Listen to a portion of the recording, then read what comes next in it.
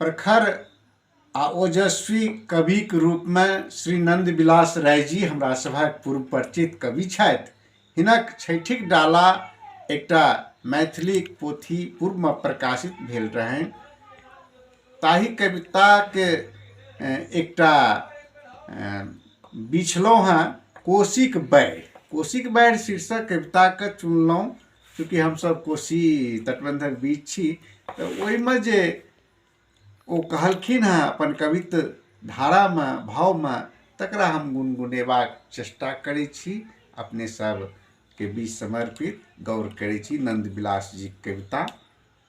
हहाल फुहाल आयल, हहाल फुहाल आयल कोशी में बाढ़ि, कतेको खेत गिरलक आ देलक कतेको घर क उजाड़ि, देलक कतेको घर क उजाड़ि।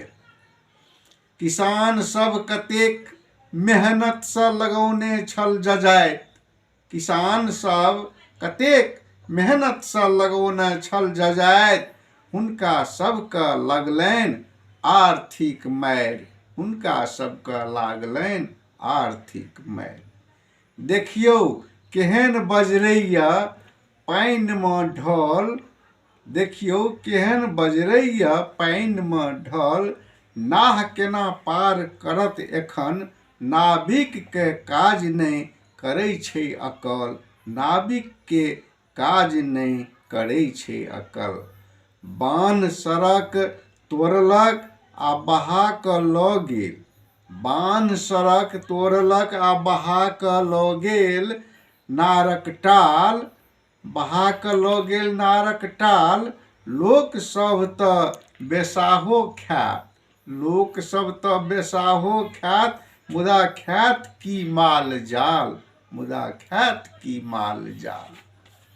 हे देखियौ कतेक भारी भासल जाइत अछि गाछ, कतेक भारी भासल जाइत अछि गाछ, मुदा ओकरा के पकड़त, केकरो नहि हिम्मत होइ छै आ नहि करै छै दिमागे काज, आ नहि करै छै दिमागे काज।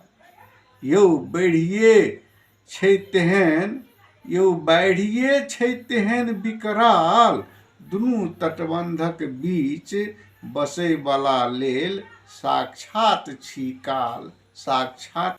रबिया एक बीघा में लगौने रह धानक चास, रबिया एक बीघा में लगौने रह धानक चास, बालू सँ चास भरा गेलै पूर नहि भेलै गिरहतक आस, बालू सँ चास भरा गेलै पूर नहि भेलै गिरहतक आस। महाजन सँ कर्जा लऽ कऽ, महाजन सँ कर्जा लऽ कऽ देने रह खेत में DAP खाद, जिंक और यूरिया, कोशीक बाढ़ि में नाश भऽ गेलै, तैल काटैया रबिया अहुरिया, तैल काटैया रबिया अहुरिया।